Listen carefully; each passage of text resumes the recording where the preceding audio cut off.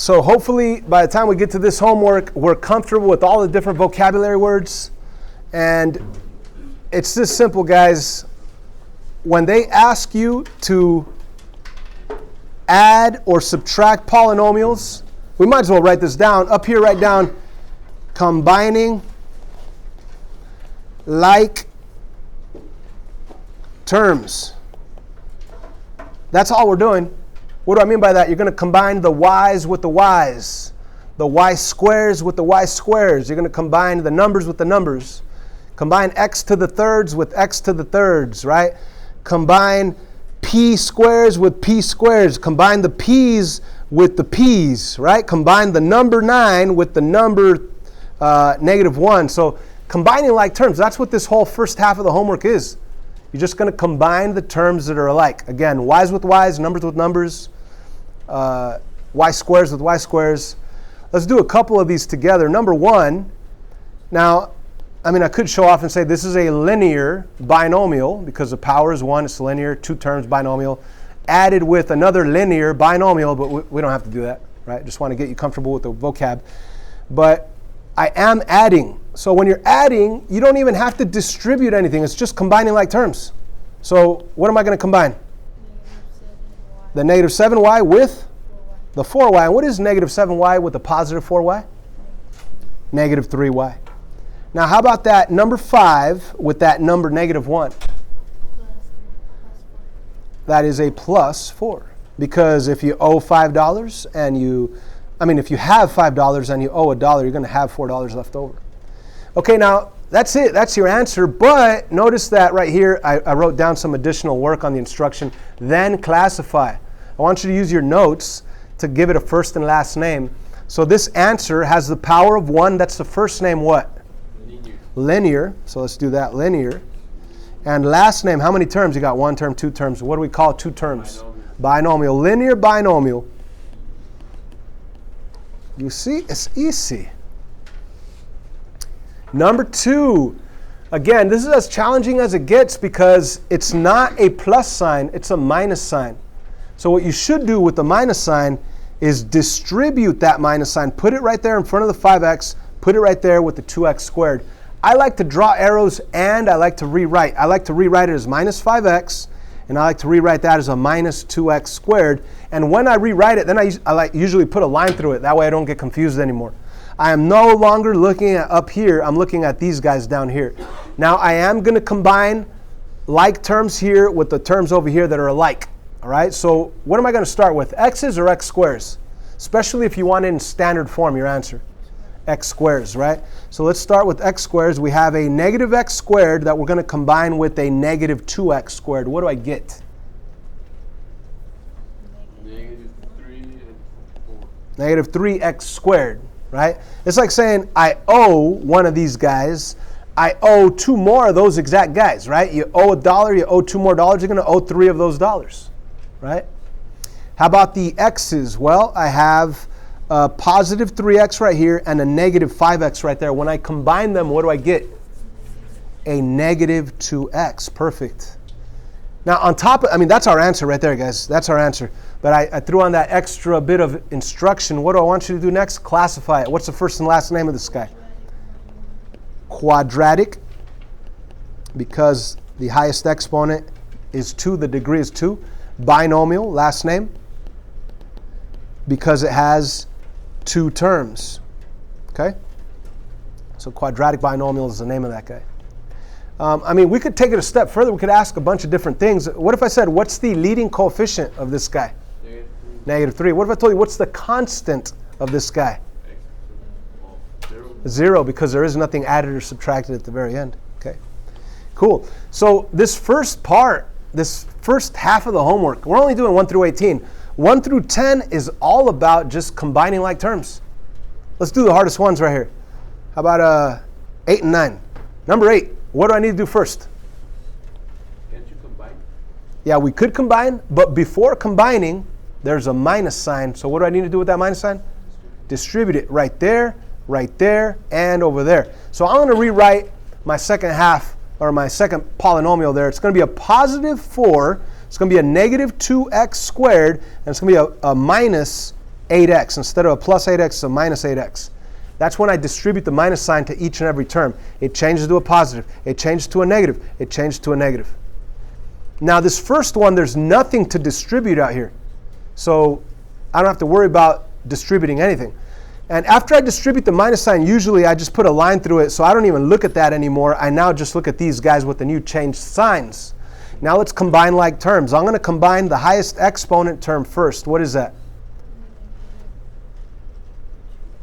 The negative 2x squared, you're going to combine that with what? With the 6x squared, and what do we get?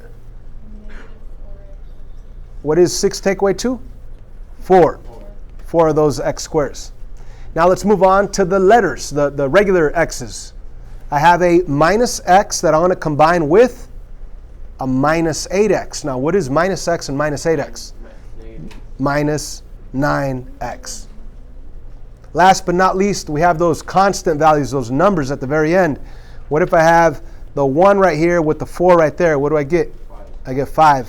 And that is a positive 5. Ladies and gentlemen, that's as hard as it gets. That's as hard as it gets. Oh yeah, let's classify it. First name, based on degree. What is that? Quadratic. Quadratic. 3 terms, trinomial. All these types of questions are going to be on the quiz Friday. All you got to do is practice the languages. That's all you're doing. Quadratic, trinomial. Quadratic because the highest exponent was 2. The degree is 2. Trinomial because there's 3 terms. Let's look at number 10.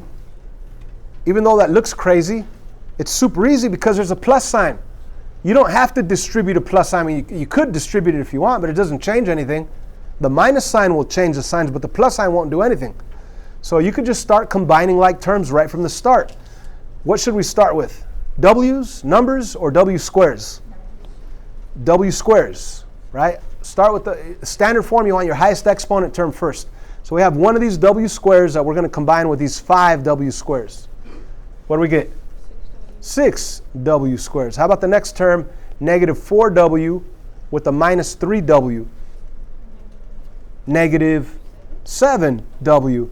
And then at the very end, a minus 1 with a minus 5. What's that? Minus 1, minus 5? Minus 6. And you're done. Seriously, if you know how to practice the vocab words and you know how to add and subtract, you got an A on this section. Now, this middle portion, I really don't like it. Usually I skip this portion, but we're going to do it this year. The middle portion says, determine whether each expression is a polynomial. Now remember, a polynomial could have more than one letter like this one does. Is this a polynomial? We're going to say yes, because it is. When is it not a polynomial? When you have a variable in the denominator. So if I would have had like 7 over a, then that's not a polynomial. If it's divided by a letter, that's not a polynomial. But right there is no division. There is no variable in the denominator. So yes, it's a polynomial. How about 12? Is that a polynomial? Are you dividing by y? No, you're dividing by 5. That's okay. It's okay to have a fraction, right? So yes, this is a polynomial also. Yes, polynomial also. How about this guy? Is that a polynomial? Yeah, there's no division of g, no division of h, or no division of k. So yes, also. How about that guy? That one's a no. That one's a no. Not a polynomial. Not a polynomial. Why not? Because this guy in the denominator, that messes it up. Not a polynomial. Okay, let's go back to these guys. Because on the instructions it says, if it is a polynomial, find the degree. Now, it's really easy to say the degree of this guy. What's the degree of that guy? Degree. On your notes, it says degree is the highest exponent. What's the highest exponent you see there? 3. Boom. So everybody write that down, degree 3.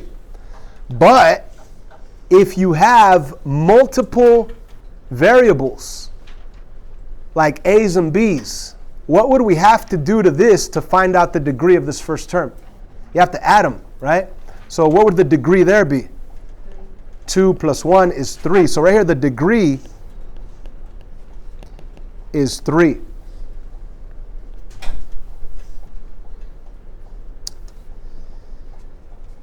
Thank you.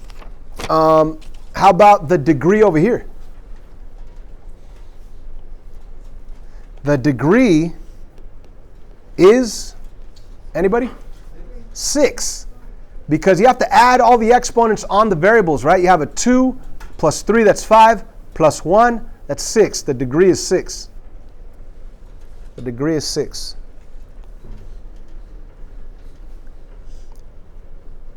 What else did it ask? Okay, we already said find the degree. We did that.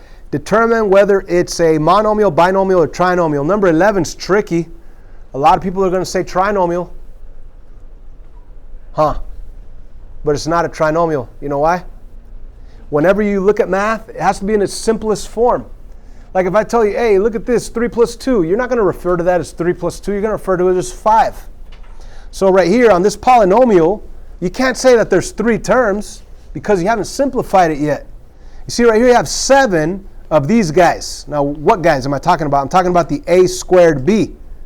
But then you have minus 1 of those a squared b. It's the same term. You could actually combine 7a squared b minus 1a squared b. What's your answer?